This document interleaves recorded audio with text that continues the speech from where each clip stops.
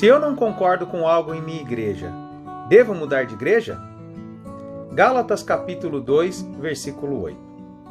O que está acontecendo aqui é que depois de 14 anos, Paulo volta a Jerusalém e encontra os apóstolos Pedro, Tiago, João. E ali eles começam a conversar e aí sai uma faísca. Sim, um conflito ali de ideias. Vamos ver como eles lidam com essa situação. Diz no versículo 8: Pois pelo poder de Deus fui feito apóstolo para anunciar o evangelho aos não-judeus.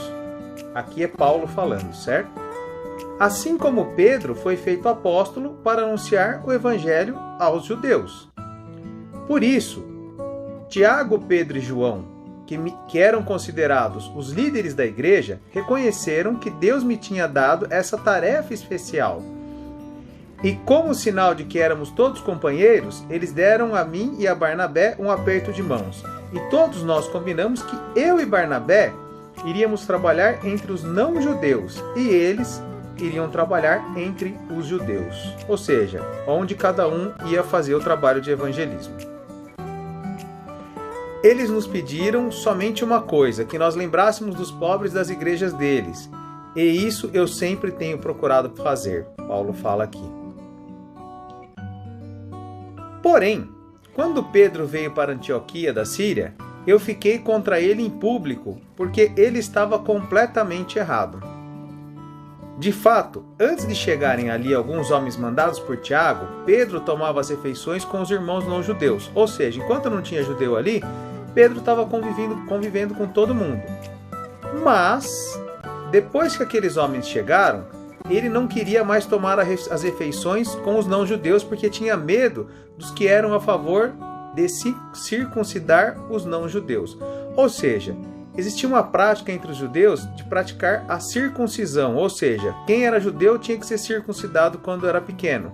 E quem não era e se convertia à lei judaica também precisava fazer isso, ok? Circuncisão era uma marca no corpo deles. Depois pesquisa para você entender direitinho o que é isso. No 13 diz o seguinte: E também os outros irmãos judeus começaram a agir como hipócritas, do mesmo modo que Pedro. E até Barnabé se deixou levar pela hipocrisia deles. Quando vi que eles não estavam agindo direito de acordo com a verdade do evangelho, eu disse a Pedro na presença de todos: Você é judeu, mas não está vivendo como um judeu, e sim como um não-judeu. Por quê? Porque o povo judeu tinha várias regras, as quais em Cristo elas não precisavam ser cumpridas, porque eram regras sobre a lei e não sobre a graça. Então, como é que você quer obrigar os judeus a viverem como os não-judeus a viverem como judeus? Ou seja, como você, Pedro, quer fazer com que pessoas que não são judeus sigam os ensinamentos e as regras do povo judeu?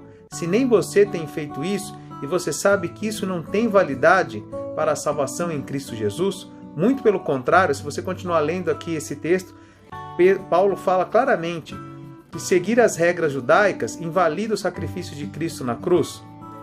O fato é que houve uma divergência entre eles. Por quê? Porque Pedro, pela sua atitude de antes dos judeus chegarem, estar agindo como os não-judeus, mostra que ele também não concordava com todas aquelas regras. Mas diante das pessoas do seu povo judeu, ele ficou inseguro. Ele começou a ficar sem atitude, sem saber como agir. E Paulo vai lá e acaba expondo ele, falando: não, isso não está correto, nós temos que ser exatamente iguais em todos os ambientes. Esse é o puro evangelho, não pode haver falsidade ou mudança de comportamento escondendo algo.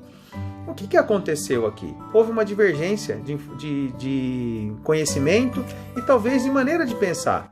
Eu penso de uma maneira, você de outra, e muitas vezes o líder da tua igreja também.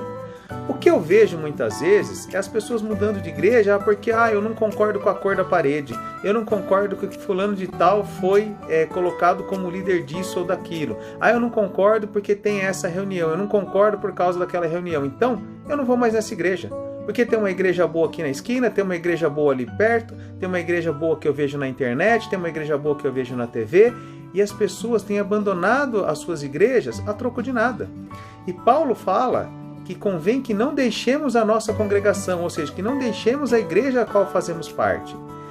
Mas por que quando que é aceitável que a pessoa mude de igreja, se realmente ela estiver numa igreja que não tem ensinado para ela a palavra de Deus, que ela não tem aprendido sobre Deus, que ela não pode buscar a palavra de Deus, que ela é proibida de ler a palavra de Deus, que ela não tem sido incentivada a orar, a louvar a Deus, a fazer essas 4 coisas que nós comentamos várias vezes nos cursos, nessas transmissões. O que acontece? Nós precisamos estar com isso todos os dias nas nossas vidas. Ler a palavra, ouvir louvores, orar todos os dias e participar ativamente de uma comunidade, de uma igreja.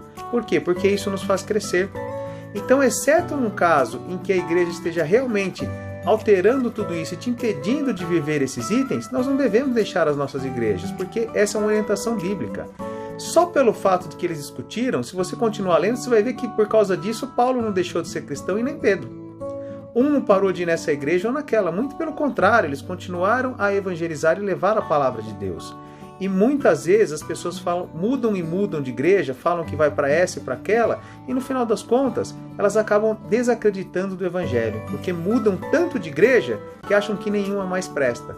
E o único interessado nessa situação é Satanás, que quer não te tirar dessa ou daquela igreja, mas quer te tirar de todas as igrejas e, consequentemente, fazer com que você perca a tua fé e assim deixe de ser cristão. Fique atento a isso. Pequenas picuinhas não podem afastar você do reino de Deus. Lembre-se, quando nós brigamos em casa, não mudamos de família, não mudamos de emprego da noite para o dia. Tudo tem que ser muito bem pensado e direcionado pelo poder de Deus. E para que você esteja sendo direcionado, você precisa estar conectado a Deus através da oração, do louvor, da leitura da palavra e da congregação em uma igreja. Que Deus te abençoe.